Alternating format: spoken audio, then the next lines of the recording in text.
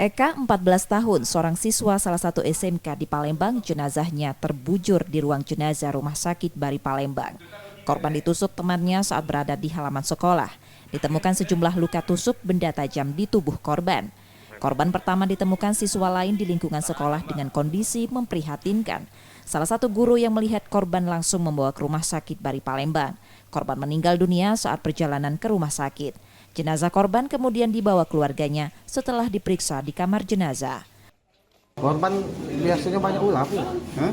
Enggak banyak ulah. Banyak ada banyak ulah. Yang bapaknya apa, Pak? Pernah ada ini korban ini curhat ada busu di sekolah, Bu. Nah, dia tahu dia kati dia karena si pengguna tadi kati dia. Dia bahasa baik, tak ada apa. Nggak kata apa-apa dia, weh.